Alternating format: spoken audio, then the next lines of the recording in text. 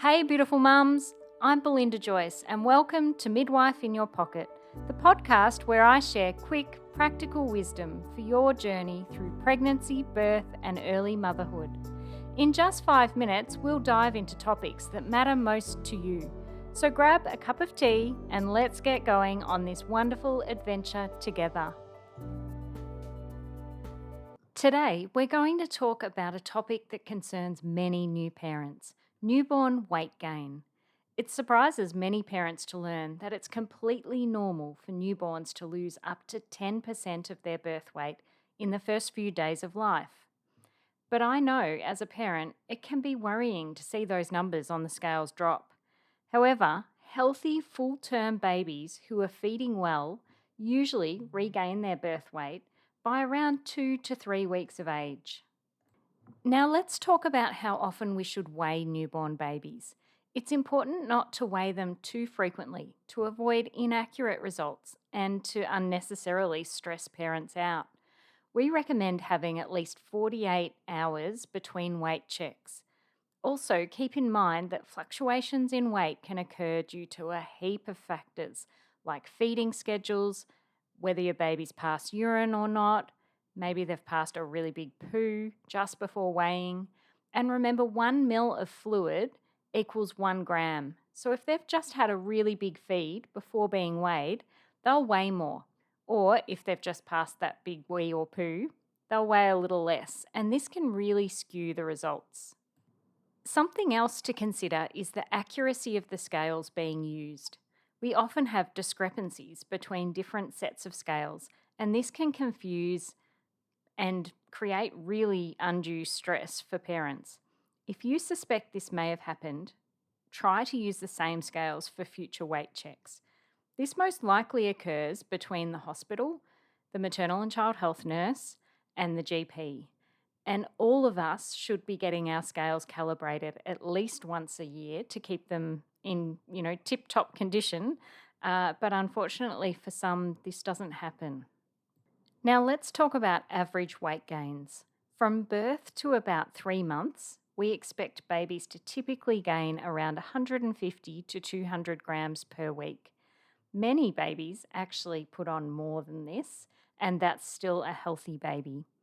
From 3 to 6 months, it drops to around 100 to 150 grams per week, and from 6 to 12 months, it drops down to between 70 and 90 grams per week. But keep in mind that these are averages and every baby is unique. Some babies consistently gain less than these figures and are completely healthy, while others may have a medical problem. They're usually weighed a little more often if they're gaining slowly, just to check that growth does continue even at these lower levels. And quite often we'll refer you on to the GP just to have a medical check as well. So what should you do if your baby isn't gaining weight as well as expected? If you're breastfeeding, it's a good idea to have an assessment of your breastfeeding technique by a midwife, lactation consultant, or maternal and child health nurse. For newborns, we'll often suggest following a breastfeeding plan and doing some top-ups with the express breast milk. Often this means not letting your baby go more than 3 hours from the start of one breastfeed till the start of the next. And this is even overnight.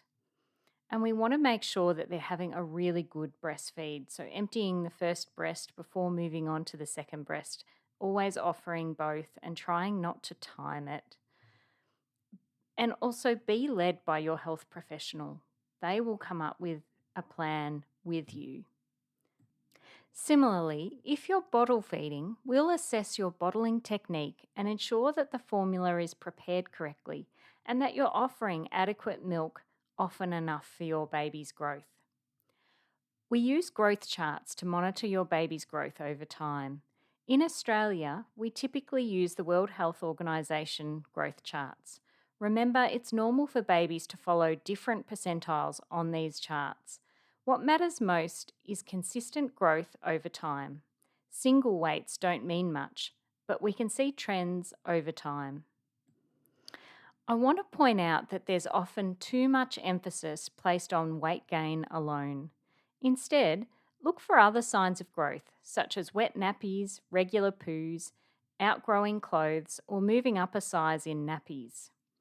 Remember, watching your baby grow and develop is one of the most rewarding experiences of parenthood. If you ever have any concerns, though, reach out to your maternal and child health nurse, your midwife, your doctor, or your lactation consultant for guidance and support. Head to the show notes to download my free feed and sleep tracker as part of the baby bundle, full of checklists and printables. By tracking your baby's feeds, wet and dirty nappies, and sharing this with your health professional, we can see what's been happening, as it's really hard to remember in these early days with little sleep, and especially when you're worried about your baby's growth. This will turn around, and that's what we're here for. So enjoy watching your baby grow, and remember, you're not alone on this journey. Thank you for tuning in to Midwife in Your Pocket. If you enjoyed today's episode, don't forget to subscribe for more bite-sized wisdom, and connect with me at belindajoyce.com or on Instagram and TikTok at belinda_joyce_midwife. Remember, you're not alone on this journey. And until next time, this is Belinda Joyce, your midwife in your pocket, signing off. You're doing an amazing job, Mama.